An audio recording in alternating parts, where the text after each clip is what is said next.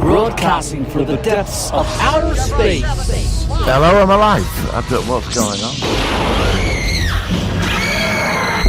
By your command. Fascinating. God damn you all to hell! It's the Solar Sci-Fi Podcast. This is episode 20 of the Solar One Sci-Fi Podcast, and I'm going to let my colleague Martin introduce the show. Martin, go for it. What? You give it? Hang on. Oh, sound effects. And hello to episode 20 of the Solar One Sci-Fi Podcast.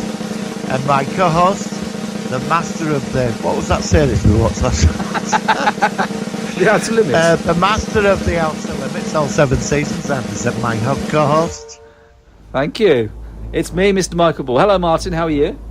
Hello, Michael Ball. Hello, and how are you today? I'm doing very well. Thank you for that nice intro. It's nice to... I'm always doing it. We should maybe take turns or something, to be fair, because we are sort of joint co-hosts. Well, I'll plot my revenge for next week, then. Yeah, and also, even what you could do is you could throw something to me when we do the live opening, and then I can mix in the sound effects as well, so it could be even more interesting. God. It's got to be done. It's got to be done. I'm good. Oh Dear! He's got this glint in his eyes. He's already made these major plans for the forthcoming show, so that should be good. Yes. All right, Martin, how are you? How you been with this world? I'm all right. Yeah, I'm okay. It's. I think that are we in week 3 or what week are we on now? I think we're in 3. Is it week 4? I've been off. No, I think it's week 3 because I took myself out of work a week early, and I've been off for. Well, I've been over 4 weeks. It would be 5 weeks. I would have been off by Friday. So yeah, it's 3 or 4 weeks since this has all started. We were talking before we started recording about how we think that the world's going to be after we supposedly get normality. You're talking about things like just going for a cup of coffee out or going to the pub. What do you think the world will be like in a year's time from now when we were supposedly have normality? I don't know. I discussed this with a couple of friends actually this week. Because I've got a feeling in May, I think we might be allowed out. Right. You know, but it's... I mean, where do you go? I mean, say like you want to go to the pub. I mean, I don't really drink, but I do meet friends. It's nice to go to a social outlet like that. Yes, absolutely. I mean, what do you do? Do you sit in there with a mask all night? Do the pubs let a certain amount of people in so they have to sit apart from each other? Yeah. You go for a coffee. What about if you go for something to eat? How's all this going to start playing out? Because I'm going to be paranoid of getting on the tube. Yeah, well, I don't blame you. You know, I mean, this is going to psychologically, this is going to affect people. I think it's going to reshape society in a different way. I mean, it is sort of future. I mean, at the moment we're talking science fiction, but this is becoming science fact. That often in science fiction you get some storyline or some plot where society changes, and it's interesting to look at it from a fictional perspective. But we're talking about the future of something where, you know, something as informal as going in for a coffee or something and sitting in a little crappy cafe, and just doing normality, and then how will people act? Will they be more guarded? Will all the seats be in cafes be really separate, and there'll be all signs saying wash your hands and sanitizers whenever you're right by the kiosk when you're paying for the coffee? You know, it's quite concerning. And it's quite interesting to see. And of course you're worried not just about that, but the economy, how, you know, because some people are saying that you have what's the word when you haven't got much money in the system? Can't think of the word. What's the word? Recession. You have recession. But they're starting to say that this might be worse than that. It might actually be like a proper depression, like in the 1920s or something in America, 1930s. You know, they're going to have to borrow lots of money and sort it out, aren't they? Because they made big promises. Yeah. And they're going to have to deliver. That's why the entire North voted the way they did. I mean, I'll tell you something. I wouldn't want to be in politics after this. No. I'm not getting political. I'm on about all of them, the whole lot of them. Don't matter the ideology. But they've made big promises, and they're going to have to deliver. They're going to have to put in more money, I suppose. I don't know. I really, this worries me. But where are they going to get the money from? Where every other country has also used up all their resources. Well, it's amazing how money seems to appear out of nowhere, doesn't it? Yes. Like the $1 trillion dollars in America. I'm not getting political, but it's suddenly 350 billion got banged on the table. Well, they have these reserves, don't they? I do think, in their defence, not just a political party. I'm not knocking them. I'm saying I think they do have these emergency storage of money for this particular context, and that's what's happening at the moment. They're sort of digging into their emergency. I mean, the government aren't stupid, and this is something which they've been sort of like fearing for decades. And so slowly the money builds up, and this is the big year where they've had to delve into this emergency reserve of money to get the country hopefully not... Yeah, and they promised all that as well, didn't they? The big change and everything as well. I mean, people are going to be expecting that, aren't they, after this? Yeah, it's interesting. You know, I don't know how they're going to do it, that's all. But, well, good luck to them. I hope they do it, you know. But I'm not taking any political party side. I'm just wondering where we're going politically and society-wise when this lockdown sort of comes to an end. And is it going to be, how would you say, is it going to be like certain areas at a time that are going to be eased on restriction? Is it, you know? Yeah. I mean, this might sound funny, but say you're in your 20s, right? Yeah. And you're going out, we've all done it, and you're going out with your mates on a Saturday night, and you're looking to, you know, to... Yeah, Paul. Meet a lady. Yeah, sure. And I mean, how are you going to go about that? What, are you going to be at it with a surgical mask and surgical stuff? I mean, it does make you wonder, doesn't it? Because you're going to be slobbering all over each other. I'm not being like, you know, but I thought about this. What's going to happen now? Well, what will be the case? What's going to happen now? What will be the case is if they can get a vaccine, then we will go back to, I assume, relative normality because... you reckon? Yeah, because once the threat is gone, then you're back to square one. But if they can't find a vaccine, they can only find preventative measures, then the things that you're talking about will have a major factor. Weird. Well, do you know what the most top-selling things are at the moment? What's that? Televisions, dildos. Seriously, dildos, new TVs. Yeah. Streaming. They're like the most popular things. Well, what else have people got to do with it? Toys. Yeah. And, I mean, I didn't know about the toys. I didn't know about the toys, but there's a shortage of dildos. Of all sex toys and pop, and they're the most. Gaming, they're the most popular things at the moment. Yeah. People have grabbed. I read this article about it. I'll send it to you on Facebook, and it was quite interesting. You know, because there was a shortage of sex toys in certain countries. I've not heard of that. Oh my god! But I know. I suppose that, you know, doing things at home, right? You know, you could be watching the TV or you could be doing other things. I suppose it's what people are doing. I'll tell you what I found my life recently, because the one thing in there, I know we've only been at it 3 or 4 weeks, and I don't mind being on my own because that don't bother. But the thing that annoys me more than anything else, I think now it's starting to grate on me just a bit, is that I can't just go out when I want. Yeah, I felt that, and I think that bothers me now. I mean, we went down to the post box the other day to send off a com badge. You know, I've got these 3D things I'm doing. Yeah. And like, I was like, oh my god, let's wash our hands. And even when we come in, we like take our shoes off so we are not treading. You know, because people like spit on the floor, and it's all paranoia. And I'm doing things I never thought I'd be doing. But I'm watching my hands 20 times a day. Yeah. Well, I don't. I mean, I don't wash them too much indoors because I'm indoors, so I'm not going out anywhere. I still wash my hands, obviously. But if I go anywhere, like if I just go outside, I put something in the bins or I open the gates or anything like that, then I'm just paranoia. And it's horrible. I mean, I got a new TV delivered yesterday. Oh, how is it? Is it good? Yeah, I'm just working out where to put it. Right. I've ended up demolishing out the front room. Oh no, is it a bit too big? Is it? You know. Oh dear. But I'm going to win. Of course you will. But when he dropped it off, I answered the door with my mask on. I haven't got a mask, actually. Yeah, I stood there looking at him and I felt such a twat. No, I don't think you would be. No. And I got this big telly and I got it upstairs. And I mean, he didn't weigh that much, but he offered to help me. I said no. And when I got in straight away, because they touched the box, it wasn't his fault. I washed my hands. Oh, me too. Yeah, yeah. Do you know what I mean? And this is what I'm like now. This is what I mean because of all that we're doing all this, and there is a lot of fear out there. That's why I've stopped watching news now. I watch it once on a morning, right, and then I don't watch it till next morning because I was getting engrossed in news all the time. Yeah.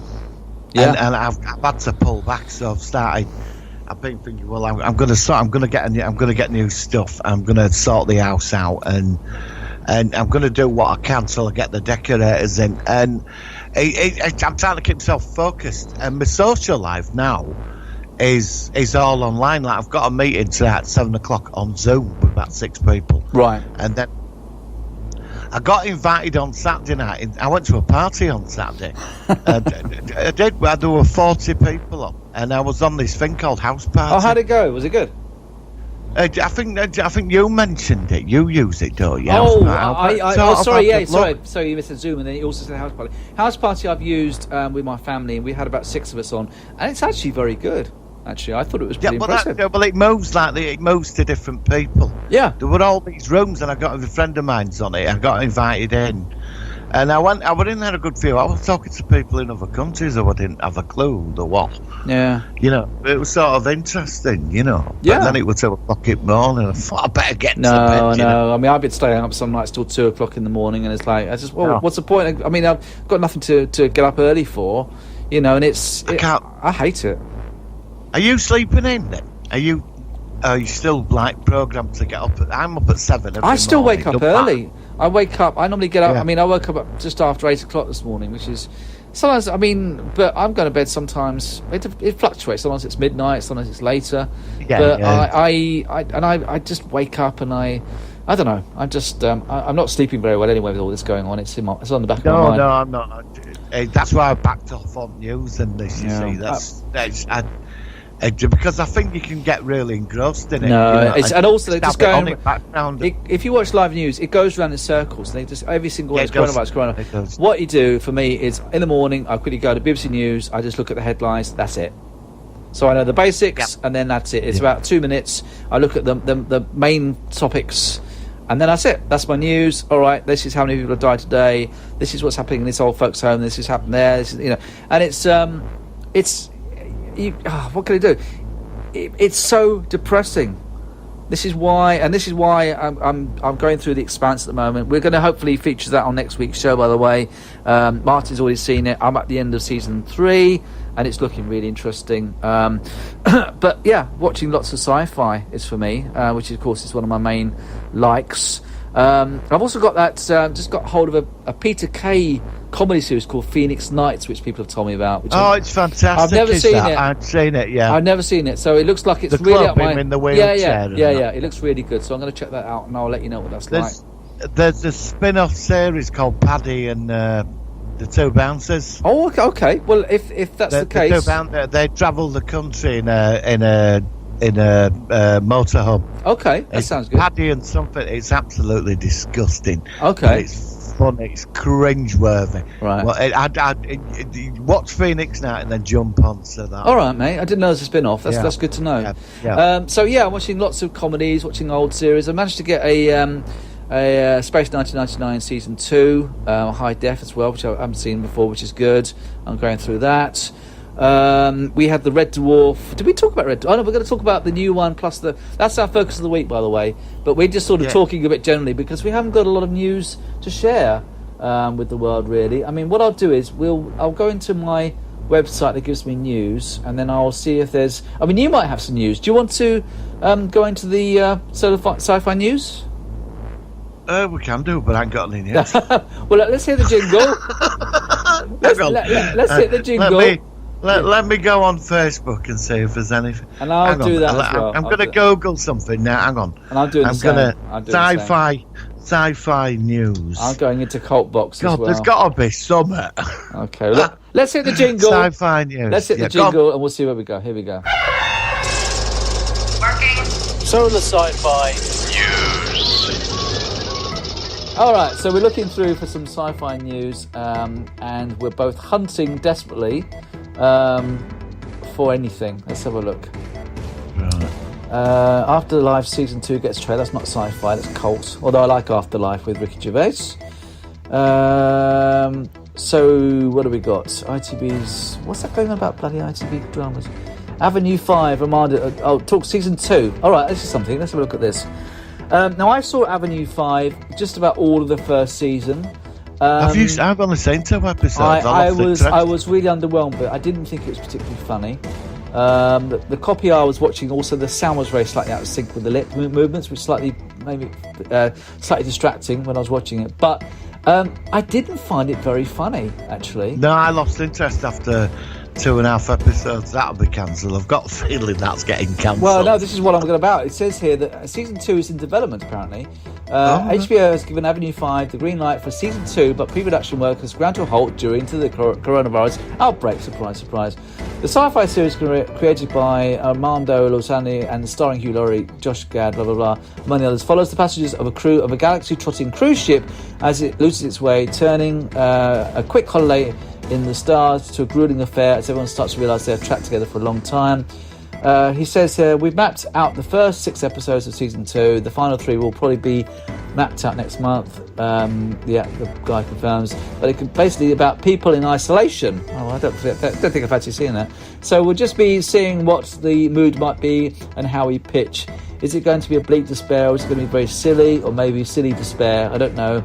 We try to make a Season 1 as silly as possible, but it seems to have strangely become a kind of documentary about present-day conditions. I just didn't find it very... I don't know what it was supposed to be. It didn't quite feel like a comedy. No. It just felt like they were just... I don't know, I didn't bounce off it very well, I'm afraid. No, I'm just looking now that they've released pictures of the new June movie. Oh, now I was never mad on the original. Were you a big fan of the original one? Was that the one which won the remakes in the early 2000s or the original? Oh, see, I didn't know that. I knew of the original one. Is that the one with the spice? Yeah. I saw that many years ago, and I was a bit underwhelmed by the original one. I didn't see the remake you saw. Well, in 2000, I think it was 2002, Sci-Fi financed to put millions into it. They actually redid the first book, right? Which is actually, I preferred it to the film, but they did the second book as well when it went beyond that. Because there's loads of books in June Saga. My dad used to read them. They were like Bibles. They were that thick, right? You know, the June books. And so they did a second season. But then they cancelled it on Sci-Fi. I do recommend it. It's very good, actually. The CGI's a bit cheesy now. Right. But it's... okay. Yeah, but they have remade... I don't know why they've remade it, actually, but they've released some pictures. So you know, that, I suppose that's some sci-fi news for you. Yeah, but and so this is a film, I assume, not a TV film or TV... It's a film, I won't be going to see it. I'm fed up at that first book all the time. You know, honestly, I know the story of the spice and that, so I can't be bothered. On books, there's a foundation, Isaac Asimov's Foundation, that's getting made by Apple TV. Good. Interested. Not read that in years. Right. Pacific Rim. Oh, I saw that's the film, Pacific Rim. Is that a film? Original one? Hang on, I'm reading here. Guillermo del Toro's Pacific Rim was a massive box office hit and has gained a strong fan base. Yeah. The sequel might not have been able to recreate the magic of the original, but there are still many uncharted territories when it comes to exploring several plot lines and the character of the films. Netflix has recognised this untapped potential and has given us a series order for an anime that will build upon the struggle of the humans to defeat the kaijus using the manhandled robot machine Jaegers. Right, because I thought they made 2 Pacific Rim films already. They did. The story will be pursued from the point of view of a teenager and his sister. Okay, all right. Yes, that's the cartoon series. Picard Season 2. Yeah. The Mandalorian 2. Well, Mandalorian. But I'm not bothered about Star Trek Picard, quite frankly. I'll watch it, but like I said, the more I thought about it, the more it just didn't feel quite right to me. But Mandalorian, bring it on. I mean, that's the best series. The two best series last year for me were the Orville of the Mandalorian, season 2 and season 1 respectively. Yes. They've just both got they're completely whatever I like in this genre. And the thing is, you see, when you like science fiction, it doesn't mean that you like everything. You know, I like a lot of sci-fi, but there's some stuff which just doesn't click with me, which unfortunately it also includes Picard. It just doesn't feel like. But then, you know, a lot of people with Star Trek, you know, they don't like one series, or I can't watch the original, it's too old, or I don't like DS9, it's not on a starship. You know, we all like different aspects of Star Trek. For me, I like all the TOS, TNG, DS9, VOY, and ENT. And I like the Next Generation movies and the classic original style movies. I don't mind the Kelvin as popcorn fluff, but I've not clicked really with Discovery or Picard, unfortunately. And I think for me at least, it feels it's based on the producers of CBS and Alex Kurtzman and those people. I just don't feel are the right people to be in charge of the Star Trek franchise. For me at least, that's just how it is. I also thought I gave up on Kelvin Timeline after the second movie, Into Darkness. I thought the third one was good. I actually liked the third one. Wasn't bad, actually. I quite enjoyed it. I went to see that. I thought it was pretty good. It just appeared on my screen one afternoon and I watched it. It just appeared from nowhere. I don't know where. I don't know. It just happens. Yeah, it's one of those things. We went to see it though, and I remember I was quite impressed with it. Actually, number 3, and they're supposed to be making a 4th one apparently now. Yeah, what happened with that director? Emmett did. I forgot his name now. He did the vampire movies. You know him on it. I can't think of his name. He were in what was that vampire film called? Where George Clooney's in it. It's a brilliant film. I've not seen it, but I know the guy you mean. But the director, he was going to direct the next movie, but I forgot his name. But Chris Pine apparently is back in. They settled their issues, so he will be back as Captain Kirk in number 4. But it's gone quiet again. But then it might have just gone quiet because of the dreaded coronavirus. So you know, this is what I'm saying. We're not hearing much because not much is going on. No. And there was supposed to be that Quentin Tarantino version of... That's it, Quentin Tarantino. Oh, him! Sorry. Yeah, sorry. I thought you were talking about something else. No, his version. I don't know what happened with his version. That went quiet. And but from what I understood, the last I heard, it was going to be separate from the Kelvin timeline for movies. That's gone quiet. But then it would be quite interesting if he did it after doing things like Reservoir Dogs and stuff. So, I don't know. I don't know what happened about that. But have you seen the new Twilight Zone? What, the TV series? The new one, yeah. I saw the first episode and thought it was crap. Yeah, I did. I watched 3 episodes. Sorry. I watched the first episode and I gave up. I thought it was shite. Absolute shite. Yeah, it was. I watched 3 episodes, sat there and thought, what the fuck? Yeah.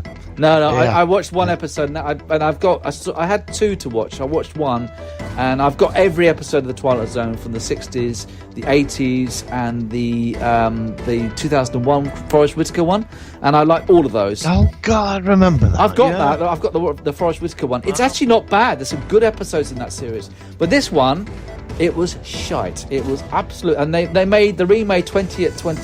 Terror at 20,000 feet, which was originally done. The podcast at 20,000 feet. Yeah, and it was a podcast. It was crap. I mean, the original one with William Shatner and the one on the with John Lithgow in the movie were brilliant. Yes. I love both versions. Actually, I prefer the John Lithgow one because it was just so good. But I like both versions. But this was just a mess. It was, and that was one of the most iconic episodes I remember from the Twilight Zone, and they completely ballsed it up. Absolute rubbish. So no, I'm not. But I don't know. And also, sorry to say, but it was actually done by CBS as well. So go back to the stuff. Disney's done well. I read an article about Disney the other day. They are. Yeah. 50 million subscribers. Well, they started off this Disney streaming thing at the perfect time. It's like no, they did, didn't they? I mean, they couldn't have done it. I mean, it's like the only people who are going to bloody get money out of this, it's going to be bloody Disney and Netflix is good as well. And I don't watch a lot of live stuff on those things either. I tend to watch stuff which I hear about. But yeah, they're great. And well, Disney, well, good luck to them. I mean, you know, I'm happy with what they've done with Star Wars. No. You know, I mean, Disney makes Star Wars, CBS makes Star Trek. Go on, Disney. Not for CBS. I'm sorry, I'm going on about CBS a bit too much today. I'm just a bit disappointed. Well, apparently people didn't go for monthly subs. They all just paid for a year. Most people paid for a year. Did they? Yeah. Well, you can't blame them. I think that was just how long they were going to be stuck in house for, you know. But yeah, I know.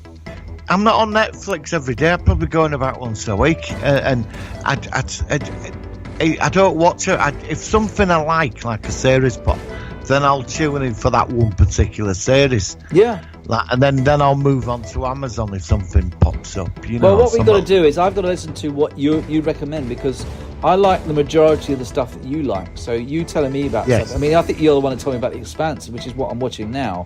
And vice versa, you can check out the Outer Limits and stuff. So it's good that not only do we share stuff that we can get into on the podcast, but other people, hopefully they'll hear this and think, oh, let's try that. That might be quite good. And it'll help them to pass the time as well during this god-awful time.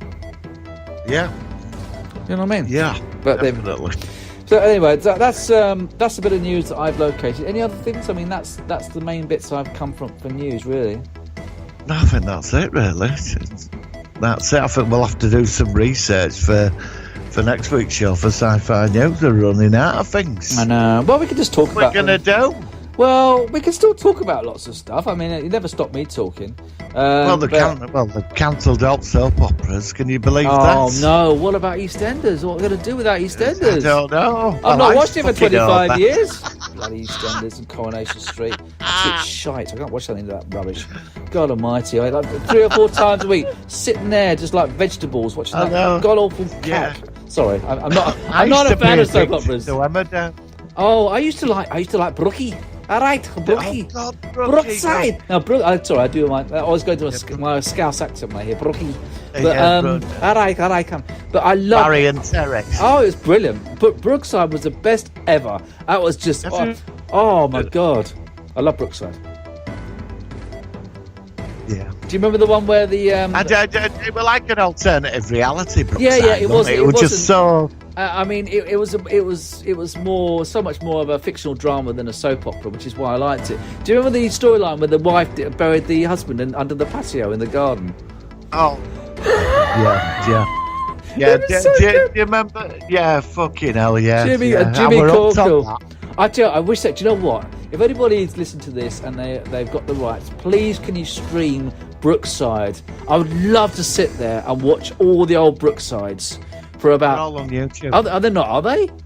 I watched the final episode a couple of years ago, so I've not seen Brooke. I thought, how did it finish? God. And I watched the final episode, and in fact, there was a drug dealer had moved on so close, and he was intimidating everybody. And Barry Grant came back and teamed up with Jimmy Corkle, and they murdered him. Oh, I'd love to see that again. Yeah, I mean, it's the final episode. I couldn't stop laughing. I watched it with like an hour. I thought, go on, because I used to be a big fan of Brooks. Yeah, I used to like The Bill as well. I used to like. I thought that was. I used to watch I've got a load of episodes of that as well. The Bill. Yeah, Don Beach when he got caught. I were addicted to that. You know, Don Beach, the corrupt copper. Yeah. He got found out. Yeah, that's right. Yeah, that was good. Got a couple of spin-off series where they caught him, didn't they? I've got to get a fucking life. I know. Me too, mate. Me too. No, it was good. It was good stuff. I mean, I did like all that. I have to admit that. And like I said, I don't know. It's just something I used to watch and stuff. Yeah, it's classic, it's Bill. It's the classic. I know. And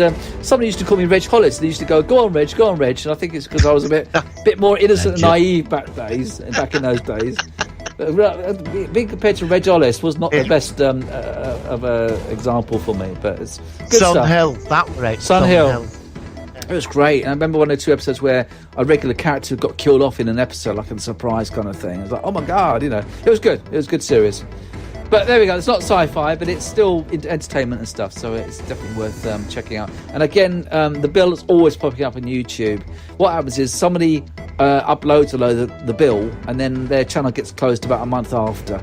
That seems to be happening quite a lot. So if you do spot them, then watch them while they're there, because I think they're definitely worth a look. And what I'm going to do in a second, see if Brookside's on there. I might watch some of those because you know you can watch like YouTube on your main Watch the TV. final episode.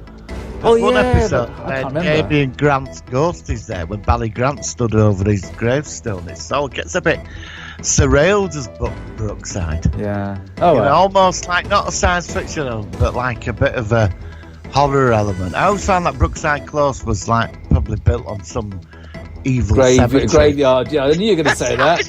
I Yeah, knew, just before you said it, I knew you were going to say graveyard or like some sort of cemetery or something. Number 9, or was it number 9 or number 10 Brookside Close? There were more murders that happened in that house than any other house in soap opera universe. Yeah. Thing is, though, And we can't talk about soap opera because in the Colbys, the spin-off. I from know Darkness- Emma Sam's with the UFO. Yes, we can do that. Yes, we can. That's a good point. We can't cover soap operas, yeah. So Yeah. we're allowed. Well, that's all right. And like I said, I mean, in the end, also, people, although this is still very sci-fi based, we're also living in a bit of a sci-fi world at the moment, which includes so, you know what I mean? Do you know, somebody told me that ITV put Contagion on, you know. I watched that. About 3 days ago, the first time I've ever seen it. I've never seen it before. I was going through YouTube and the Andromeda strain popped up. Oh, Oh, God. for fuck's sake. I mean, you know, I'm not exactly going to be jumping on I Am Legend and the Omega Man. Well, no, I've not seen Contagion, but it was interesting. I mean, it was interesting how Right. there's that term where if it's this current coronavirus is 2.5, there's a name for it, something 2.5 in it being spreadable, but in the Contagion it was 4.5 or something, so it was a lot more contagious. But it was also it was killing 30% of people in that one, right? Whereas this one's supposed to be more like 2-3% or something. But it was very interesting, and it did go into a more sort of movie mode with people panicking and stuff and fighting in supermarkets and stuff. But you know, although this is terrible, if it was worse, would people be acting more antisocial? I don't know. I think they would myself. I don't know. But it was very interesting, and it's actually just there's loads of Brooksides on YouTube. Oh, yeah, I'd watched the final episode. Brookside. I had to watch the final episode about 3 years ago. I didn't really watch that one because I was hooked on Brookside for some reason. I didn't care about the other, it was just Brookside. Brookie? I think it was the whole Terry and Sinbad and Barry and all that. Sinbad. I forgot about Sinbad. Yeah, the window cleaner. That's it. I remember one episode before we gone, it was Christmas, right? Right. I know it's not science fiction. Well, it could be Santa Oh, let's Claus. just go with it. I don't mind. Go for it. Right, he comes up with his con. He goes round all the houses. He sells everybody a Christmas turkey, and he turns up with a turkey on the dog lead. And they're all going, well, this is what you bought. He says, do you want it? And nobody wants it because it's alive. So he walks over to Harry Cross, and he just gets it by the neck and goes, thanks, and shuts the fucking door. What? Oh my god. Oh, Ted, there's loads on here. There's loads of Brookie. Oh, I might have to. I don't know though. I don't want.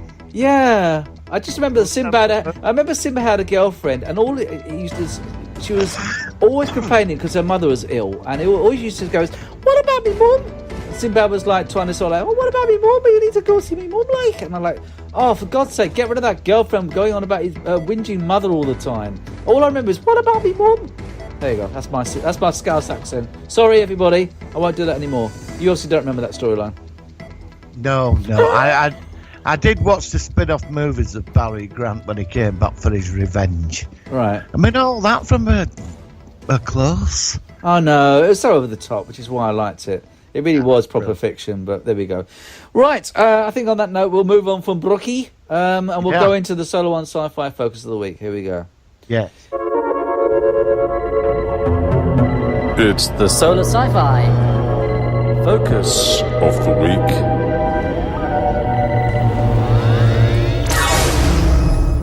Right, this week it's a big one. It's fun in the sun. It's been going for 32 years, and it just had its latest episode released last week. It is, of course, the one and only Red Dwarf, which also features another Scouser. Martin, what do you think of Red Dwarf? I was 35% out of 100. 35% out of 100. Yeah. No, what do you mean? I'm lost. What do you mean by that? Well, 3 out of 10. I was sort of impressed. The first half an hour I sort of got into, and then somewhere I lost interest. All right. So obviously you're talking about the latest episode. I rated it quite highly. It's.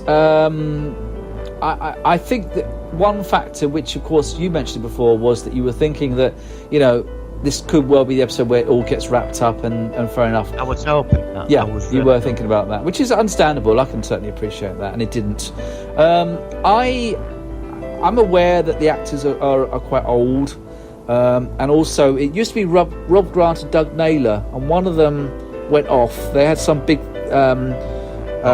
spats back in season 7, I think it was, and then after that it was. Is it Rob Grant? I think Rob Grant's the one that's still running it. Is it, or is it the other way around? Doug Naylor. Was it Doug Naylor? I can't remember which one's gone. Which one's gone? I think Doug Naylor does it. I could be wrong. I can't remember. To Google it. Yeah. If you're offering, go for it. I can't remember. Right. Well, anyway, why are you doing that? So basically, that was a factor which happened in the series when it was being run by the BBC, and a lot of people have said that after the split, it never quite found its true form as to its heights as it reached in the original series. I'm actually quite okay about it myself. I like the fact that most episodes have continued to be rather standalone rather than a huge arc. I mean, the series does have an arc in some regards, but in the same regard, you could just normally go into an episode, and it's got an A or a B plot, and it sort of all wraps up, and then you're back to the beginning again with them normally on the Red Dwarf or sometimes just on Starbug. It was Naylor. Naylor's the one that's gone. So Rob Grant's the one that's Grant. Grant left and Naylor took it over. Yeah. Okay. So it's a strange one because it's a bit like the Office, where it was Ricky Gervais and Stephen Merchant did that, and they also did Extras and a few others.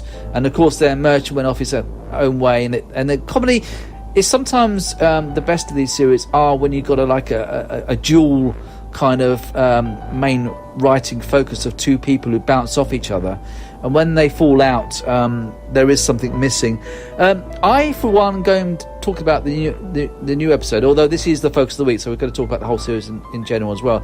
But with the new series, I like the fact that it went full circle with some respects, i.e. that with the cat people, where we finally meet some other members of the Cats, and of course it's confirmed in episode 2 or 3 about Cloister and the way that cats don't read, they sniff books, and that was great continuity. And the Cats apparently having a brother, which was quite interesting. What do you think about that? I thought, I'll give that to Red Dwarf. I love Red Dwarf. It's the one thing it has stuck is to canon. You can't knock it on that. It has stuck to canon. Yeah, although there have been some big discontinuities with canon. First one was Kachansky, where Lister was always in love with her and she wasn't interested in the first seasons, and then it jumped to that they had a relationship which was completely disregarding canon. I mean, you could look at things like but she from Parallel Universe. So. No, it's before that. It was before that. Claire Grogan. Yeah, it's still with Claire Grogan that they were in a relationship, but it wasn't in the first couple of seasons before the Chloe, whatever her name is, took over in season 7. And also, like, there's stuff like Rimmer used to walk through walls in the first season, whereas later on he had a light beast, so technically he shouldn't do that. But I mean, that's just me being pernickety. But one other discontinuity is that in the last episode we meet Kat's brother, but in the episode Sirens in season 6, Lister had gone into suspended animation for 200 years. He comes out and he's got really long fingernails. So how can the cat have a brother from 200 years? Unless cats have a very long lifespan, there's a possibility that you could still excuse that discontinuity in time. Do you know what I'm saying? Well, they might have all been in suspended animation. And how did they build them chips on the left Red Dwarf as well? Yeah, but then I suppose over 3 million years, the cat civilization evolved to create machines and create ships, I suppose. So, is there a cat planet? Yeah, I was just about to think that as you said that. Technically, there should be a cat planet, surely, where they evolved and then they made the ships, and then Red Dwarf, obviously. Yeah, so I think that's something which they could have actually focused on. They could have a civilization of billions, and all we saw was about 4 or 5 ships with God knows how many people on. So, yeah, that wasn't quite. They could have gone much further into that. But then you might have thought that with the Red Dwarf heading back home, that they would have had already more signs of the cat people, unless they're just suddenly getting into like cat space, like like Voyager getting into Borg space or something. And now you're going to start sort of seeing more aspects of the cat people. That could be an interesting sort of thing. Well, I thought that we cat, like, I wanted a lot more with Danny John Jones. I thought he'd been more into meeting his people. That was my and I would have been disappointed. That was my major criticism, that he didn't seem to have any response at all to meeting his own cat people. He didn't. Yeah, I mean, and cat ladies. Yeah, I mean, he just didn't seem to react at all. It was like just the aliens of the week kind of thing. But cat, he's very self-centered. So maybe because he's a cat and he acts in a certain way, that he acts in a cat way and he doesn't sort of show emotion and excitement. And I don't know. I thought it could have been handled better. I kept looking at Danny John Jules when he meets the cats and thinking, well, what's he going to do? And he just sort of like, he's just sort of like there sort of with the other crew and not responding and acting like, okay, who cares? That was my main criticism of the last episode. He didn't seem to be overwhelmed or even trying to get cat girlies. You know what I mean? Yeah, that's what that was it had potential. I mean, I did sort of enjoy it, but I was just I thought the trailer for it was superb, and I got quite hyped up for it, and I just felt it let me down a bit. Right. I thought the special effects they're good. Were awesome. Yeah, and it suited it as well. There's a lot of good points in there, but when the scene where Rimmer's fading out and they plug him in and he's going, nobody likes me, and all that went on for about 5 minutes. I thought, well, I've heard all this before. A bit drawn out. They've been doing this for the last 10 seasons or 20, however many here we go, none of them like him, and it was just like, it was like some running jokes that I'm just bored of now. They've done it all. Yeah, I mean, I can understand that. I mean, I wasn't particularly bothered by that scene. I like the fact that he was in lower power mode and he was having a wire and stuff like that, and he was black and white and he had really bad sound and audio. I thought that was all good, but yeah, I mean, some stuff went around in circles. Yeah, I could see that. I did like the bit where he said, "Well, really, I don't exist, and what's the point?" Now, that word, I did laugh at that. And when he became godlike for about 4 seconds, I thought that was with his diamond light drive, which I thought was really funny. That was good. When he says, "I'm a superhero," and then he just switched off. I did laugh at that. I thought that was the best bit in it, I think there were some moments of real highs, and there's some lows in it as well. Yeah. But I personally think that it was a very, very good production. In essence, it was good, and I'm glad that they made it. I hope that I don't know what they're going to do. Like I said, they're all getting so old now, but it's still watchable. It's still enjoyable. There is something there, isn't there? Yeah, I think so. There's something there. Yeah, and unfortunately, going back to the Picard thing, I didn't feel it with that. I just feel, I don't know. It's just something which is still there, as you say, something which is not BBC related. A mate of mine, I spoke to him on Sunday. He said to me, he really enjoyed Red Dwarf. He thought it was great, and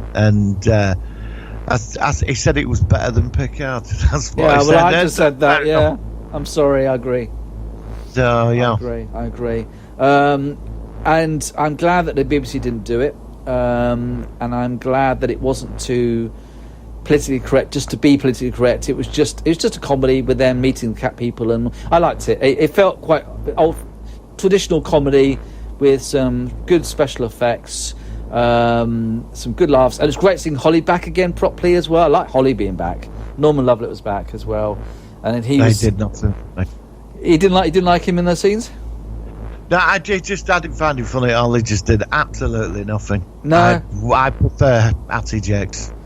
Oh, I prefer Norman myself. Hattie, what's she called? Hattie Haybridge. Hattie, I prefer her. Yeah, but she wasn't in it that long. She was in season 3, 4, 5, wasn't she? Well, they should bring her back. I thought she was great. Yeah, well, yeah. I mean, I don't know why they didn't bring her back when they got Red Dwarf back. When Red Dwarf was reconstructed, they got Norman back again. Well, I had a big argument with Norman Lovett down the phone. Yeah, you told me about it. Did you tell me? I don't know if you told me this on the podcast. So if you didn't, refresh. Yeah. Tell us what happened. Tell us what happened. Well, I was trying out stand-up comedy at the time, and I was writing stuff. And somebody said, "Oh, he's teaching people," so I phoned him up, and I had a few phone calls with him. Well, I don't know. I was young. I went off and met somebody or something. I didn't turn up, and he phoned me up, but he never told me he wanted 25 quid an hour. And this was back in 2000, and I thought, what, 25 quid an hour? I thought, yeah. So he got really annoyed with me down the phone. I called him a dickhead. I said, don't you, really nasty. And I turned around and said, fuck you, you dickhead. Oh, my God. And I thought, you're not talking to me like that. And he slammed phone down on me, and I just thought, well, I'm not you fucking £25. This were back in 2000, you know. I'm not paying him 25. Telling me down phone he was a successful comedian. Because I said to him, well, why are you advertising in stage for that then? Yeah. You know, and it was, I mean, I laugh about it now, but it's, you know, I've never found him that funny. I like him in Red Dwarf at the beginning, but I've not seen him in anything else but Red Dwarf, so I haven't got a very good. He had a sitcom. He brought this sitcom, I think, when he left the BBC Finance Summit, and it just flopped. They put it on. It was all about him being this like depressing character or funny, and it just didn't work at all. It was terrible. I think it was called Norman or something like that. Right. Yeah. Actually, no, I seem to vaguely remember that. I seem to vaguely remember something called Norman. I never saw it. Yeah, that rings a bell now you say that. But I'd never, you know, I'd never took to him. I think she's great. I've seen her at the Comedy years ago. She's really funny. Really? Yeah. Yeah. Well, like I said, in the end, it depends on what you've seen. But yeah, it's surprising that you had a conversation with him and he slammed the phone down. It was so good if you had the audio of that. We could have played that. That would have been really funny and stuff. But, yes. But I mean, what's your favourite episode? That's what I'm saying. Some of my favourite episodes. Backwards from season 2. I thought that was very classic. Good. Legion was another good episode. Yes. I'm trying to get a list up of all the actual episode names. Let's have a quick look. There's so many that sometimes you just don't know the names of the episode. Yeah, for me it was the entirety of season 4, and the best one I thought was Wax World. That was season 5, I think that was. Was it season Meltdown? Season I think that was called Meltdown. That episode. Yeah, I just love that episode. Even when I watch it now, when he says "Get down and give me 5, Gandhi," I just bust out. No. Holy shit! Yeah. The Inquisitor was good. I like the Inquisitor. Yeah. Oh yes. That was such a good episode. And, no, it's so good. Changing people people the sperm that didn't make it. Demons and Angels. That's season 5 as well. Season 5 has some great episodes. Rimmer's World. Yeah, Back to Reality as well, which was with Timothy Spall was in it as well, who I'm a big fan of from Alvida Same Pet. Yeah. That was season 5. Let's see what other episodes we had. Season 6, Sirens is... Legion is the one I'm watching tonight. We're going through the whole series, so Legion's the one I'm watching tonight, which is a good episode. Gunmen of the Apocalypse, Emma Hort, Polymorph 2, Rimmerworld, Out of Time, and then it went to season 7, where a lot of people didn't like season 7. That's the one where Rimmer left. Although it had Stoke Me a Clipper, which I thought was quite a good episode, where Rimmer goes off to be Ace. And then after that, we have the second Kachansky actress coming along, which I wasn't so mad about. But I'm looking at all these episodes coming by, and they all had some good episodes in every single season, I think. Yeah, they did. But like I said, it's somebody was saying now they watched an episode with Lister where he's got that great big pile of beer bottles, and they were saying that it was funny back in the 80s when he was like a 20-something, but He came across now as a bit of a sad old man who's got a real sort of problem. So did you get that, or what did you think about that? I think there is a point to that, because I think they should stick with that. I really do, because he's a complete failure, and he's just never changed. He's a slob. He's just got no respect for himself, has he, whatsoever? Who's been there to tell him? He just sits on his ass, and that's the way it goes. I mean, some people don't change, do they? And he might not be doing it as much, but he's still doing the same thing, you know, eating the curries and the lager, and it could be. But I mean, some people don't change, do they? They get set into a lifestyle, and that's it. I can sort of get that. Yeah, you know. Yeah, I mean, I think that people. So it makes sense. Yeah. I mean, the thing is, it's like in some ways, going back to the infamous coronavirus, he's in sort of quarantine in his own ship. He's on his own, apart from these other characters, and he can't sort of go out, and he can't meet people, he can't go clubbing, he can't go to meals and stuff. He's sort of stuck, so he's sort of stuck in a rut. Yeah. Which I think in some ways we all are a bit at the moment. So let's not hope that this thing turns us all into Dave Lister. God, I hope not. Please. You know, we could talk about. I mean, it'd be interesting about sort of 6 months' time. But I think we all know a Dave Lister somewhere. Oh yeah. I think we do. Yeah, you know, there's Dave Listers out there, isn't there? Yeah, people who just like this, literally sort of like bumming about, drinking their beer. Yeah, but they're happy. Yeah. That's it. I mean, I've got a neighbour opposite me, and I've got two names for her, because I've been here 12 years, and nobody knows who she is, so I can say. First of all, she's got big earrings, and I thought I heard someone calling her Vera, so I call her Era Vera. But since then, she literally doesn't go out at all. I mean, everybody came out clapping last week for the clap thing on Thursday, and she, of course, the lights are on inside. She doesn't come out. I just call her the Lump. That's what my name is. I just call her the Lump. She's just an absolute waste of space who just doesn't do anything. I don't think she's ill, because I've seen her getting minicab. We call them aquacars in Portsmouth. They're our minicab service. Aquacars. This is a job for aquacars. Real cheesy name we've got down here. And she does that all right, but she doesn't look ill. She's just bloody bone idle. She's got a kid and keeps shouting at her, and she's obviously a real rough piece of work and stuff.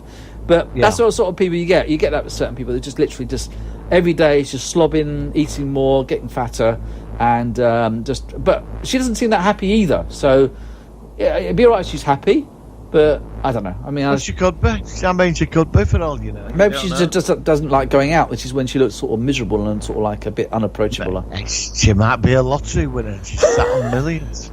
She may be watching. She might be watching Dave Lister on Red Dwarf every day of her life, and she's imprinted her life. She's the biggest Red Dwarf fan, and she's just trying to look more like Dave Lister every day. I don't know. Eating curries and drinking lager. Yeah. Well, the thing is, though, I've already told you that how deadly curries are to predators. So you never know. Oh God, yeah. And they've got bollocks as well. I know they have. Yes, we some of the things we've. I mean, this is episode 20 now, so we're nearly half 6 months into this thing. I know, scary, isn't it? We've got loads of good stuff. Just to let people know, future episodes we're talking about doing The Prisoner, which is one of yours. We want to do probably The Expanse next week. Any other series that you want to bring up soon that we want to focus or films? Give me a couple of days, and there's no rush. I mean, like I said, we've got. No, I'll let you know by the weekend. I'm just checking my social calendar to see what I'm doing over the next couple of days. I might have to cancel a couple of soirees. I don't want to take you out of your valuable time, because I know how precious it is at the moment. You're a busy man. Of course, yes. Of course. Sorry about that. Yeah, take all the time you need, mate. That's what I'm saying to you. That'd be fun. Okay, mate. All right. Well, is there anything else you want to talk about Red Dwarf? Because I think we've given it quite a good discussion. There's one thing. Did you ever see the American version? I did. I've got a rough copy of it. I've got a very fuzzy copy of it. It was pretty poor. It had Robert Llewellyn as Chryson back in it. They nearly fell out with him over that. Yeah, the actors were really, because he went off and he didn't tell anybody apparently, and then they were all upset. A lot of money. Yeah, and it flopped after the pilot. It was, and it had Jane, the actress who was in Frasier as Daphne. She was Holly. I don't know if you saw in Frasier, but it has what's the name who plays Jane Leaves, something like that. So she came across as, she was all right, and she was British again, of course. But the other actors, I mean, the Holly was terrible. Oh, they also had Terry Farrell, who played Jadzia Dax. She played Kat. Yes, she did. But they made 2 pilots, actually. The other was a black actor who appeared in an episode of Quantum Leap as another hologram, but he was the Cat in the first version.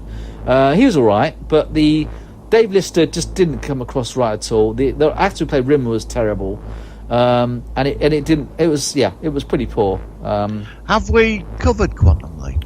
No, we've got to do Quantum Leap. I love Quantum Leap. I think Quantum Leap, because when you said about the other hologram, that's I was always fascinated. Well, just the evil leaper. And that world they came from. Because Carolyn Seymour was the no, she was the hologram, but there was another like a Ziggy sort of person who was also in the one episode. That's the guy I'm thinking of.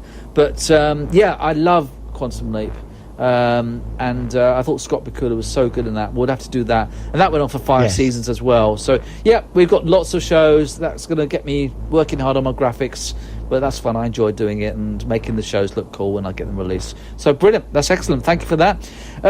Now this is an interesting one coming up now. Are you ready for your Predator versus? Are you ready for this one? Yeah. All right. This is something which involves Crockett and Tubbs. Right, I've not seen this series. Let's hit the jingle and let's see how it goes. Here we go. Predator versus. Primitive but effective. Lean away everything. There's a boulder, a half a dimension off, or disguised as a houseplant, or a record specialist nosing around. Okay, Martin, it's over to you. Go for it. Right, mine revised 1985. Crockett is ex-Vietnam vet. Ricardo Tubbs, New York tough street cop, put together to take out Latino drug dealers every week. Drive around in a Ferrari Daytona, wear $5,000 Armani suits, and one lives on a boat and has a pet crocodile. Right, okay, I didn't know that. Go on. Right, so that's what happens. I mean, you just don't. And he's on 30-40 grand a year and he's living like this. But the whole police department, they're all on it's all the cover. Right. So there's a deal going down. And Edward James Olmos Castile is the boss from Battlestar Galactica. Oh, okay. Didn't know He's that. the boss, right? And he's a very sort of like quiet type boss, but he doesn't stand for any shit. Gets them into office. Says, look, you're going around posing at taxpayers' expense. You're going off down to the Florida Keys because there's a drug deal going down with the Colombian. Okay. Right, in kicks the music, the Vice music kicks in, all the bikini clad and everything. And then it's them in the Daytona, driving off down to the Florida Keys, and it's full of hillbillies in this, thing. So they go off looking for this drug drop-off with the Colombian. Right. And they're in the Everglades, and they're armed with I've got Uzis. Right, they've got 2 Uzis and Beretta pistols. And Tubbs had a 38 pistol. They were crap. And so they're going off in designer suits, and they've got all gear. But they come across this Colombian drug deal, but they're all dead, and they've all had their bodies ripped out, and the bodies are hanging in a tree. Okay. And they've got a guide with them that's took them through Everglades, and he starts freaking out, going, it's the beast of the jungle.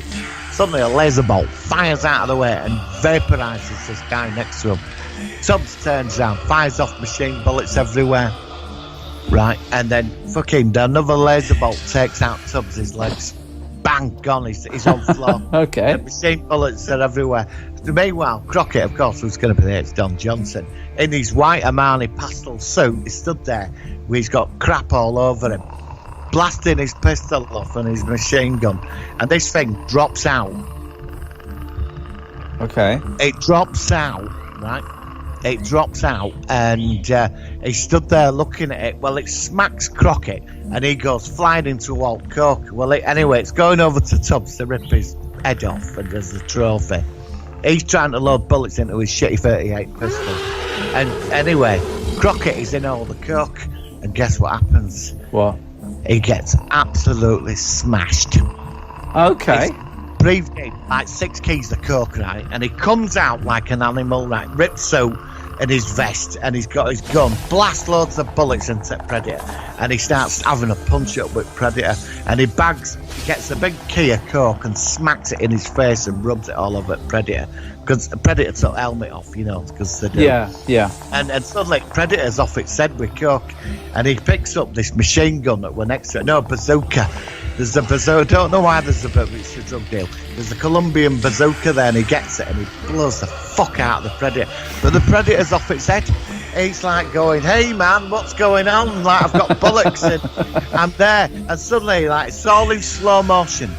Right. All in slow motion. He fires off this rocket, and it hits the Predator, fucking vaporizes him.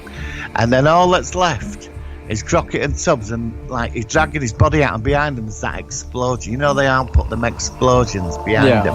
Right. Carrying his mate off with one leg. Okay. And they're both coke. He has to give him coke to keep him all right. They're both absolutely smashed. Oh. And helicopters coming over in the background with the things in slow motion.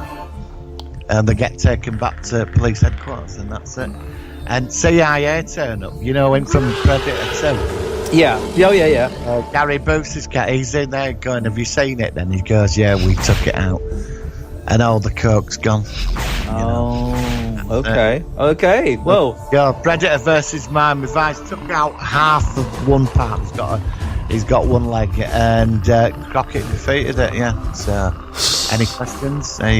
No. I to be honest with you, this is a series I'm not really focused on, so I need to sort of like let you do it. But it sounds like it was certainly an interesting encounter.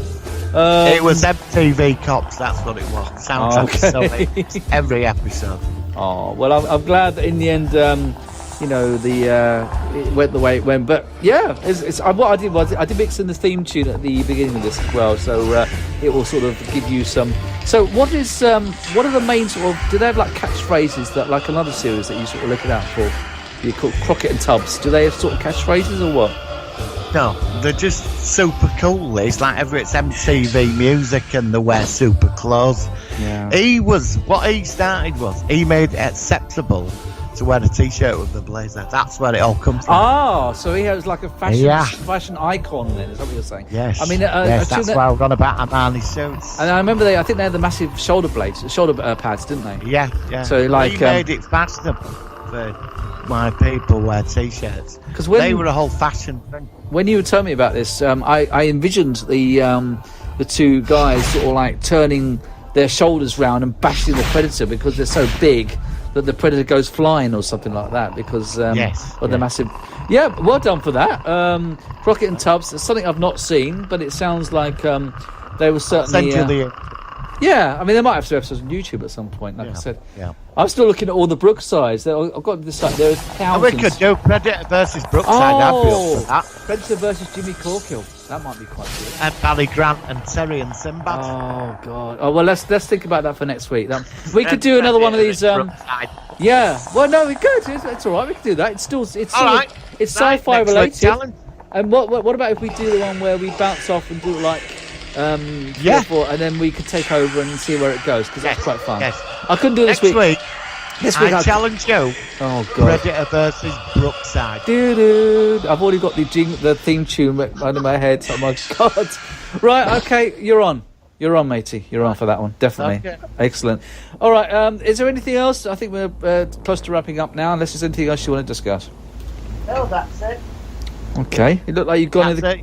You disappeared then. My laptop in. I've just plugged it in. It said running out of power. Oh, fair enough. Sorry. You sound it was plugged in. I didn't realise. You sounded like a little mole there for a second. No, that's it. Oh. Well, listen. Good luck with your TV. Okay, we'll do. Yes. Okay. Hope you get it all running. Is it a 4K? I assume it's a 4K. Is it? Yes. Brilliant. Thing is, there's not a lot of 4K stuff out there that I've seen. I mean, the Blu-rays are 4K. Now it's out of date. It's 8K now, isn't it? Yeah, I heard that apparently there's no point after 4K because you can't get that much more specific with the pixels. Well, to be honest, there's no point after 1080 HD and Blu-ray. Well, I mean, I think 1080 is really good. I don't think there's any point going beyond that, really. Yeah, I mean, I don't know about 4K to 1080p, but I'm happy with my 1080p's, quite frankly. Yeah. For me, it's. I was looking at this TV. It was what was it? 89-inch. I saw this review on it. Oh God. OLED 89-inch. Oh no, that's really. And I will look. I don't have nowhere to put it, but the bloody size of it. That's what she said. This Yeah. guy had it in his front room. I was like, that's 89-inch. If you've ever seen coming out this year, 98-inch. If you've ever seen the IT Crowd, there's a very funny episode where they've got this massive TV and it's in this tiny, tiny room, and it's literally about a metre away from their faces. And it's. Have you ever seen the IT Crowd? Yeah, the IT Crowd's a very funny comedy, actually. It's very good. It is, yeah. I love the IT Crowd. All right, Martin, thanks for that. I think we should leave with the Red Dwarf theme song. And this is Danny John Jules singing Tongue Tied. Ah. You ever heard of that? Yes, I have. Yes. Well, he did release this as a single, although it featured on the episode. Yeah, this is the single version, which was actually. Released it as single. Yeah, I don't know how far it went in the charts, but it was physically a single. So let's give this a listen, and we'll be back next week with the Solo One Sci-Fi podcast. Martin, thank you very much. Yes. Bye-bye. See you next week. Catch you later. Whenever you are near me, I get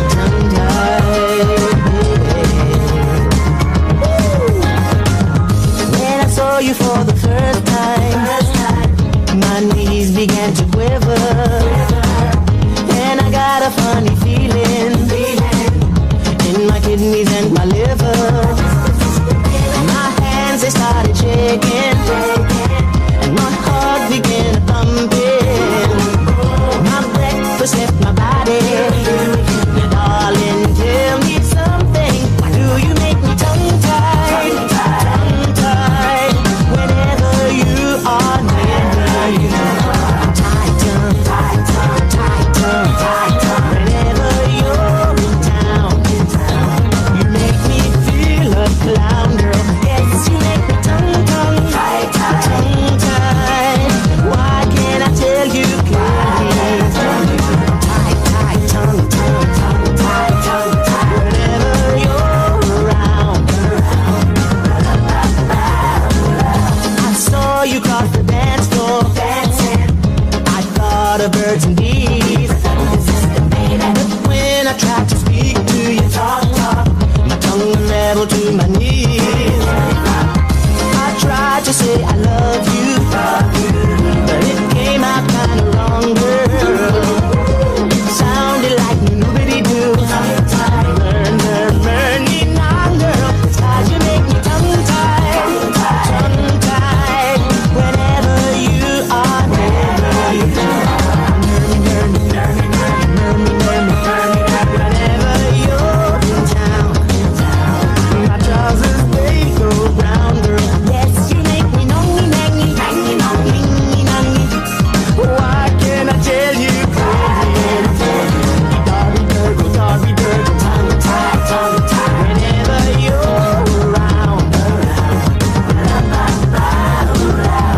Slow it down, fellas. Oh, I'm begging on my knees. Sweet, sweet darling, listen, please. Understand what I say. Baby, I'm just tongue-tied for you, baby. Tongue-tied,